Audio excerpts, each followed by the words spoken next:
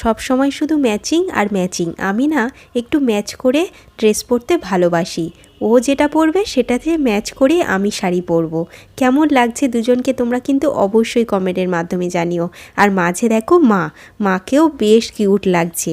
আজকে আমার বান্ধবীর বিয়ে বলেছিলাম না, তো বিয়ের পর রিসেপশান চলে এসছে।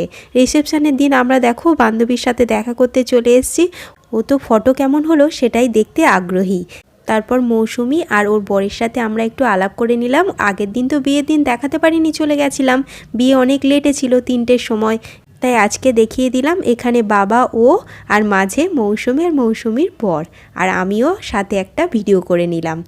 মৌসুমির বাবা সম্পর্কে আমার মামা হয়। মামাকে আমরা কোভিডের সময় হারিয়ে ফেলেছি। আর যদি বেঁচে থাকতো অনেক খুশি হতো। যাই হোক, আমি চাই মৌসুমি যেন ওর জীবনে অনেক সুখী হয়। ভালো লাগলে সাবস্ক্রাইব করে দিও।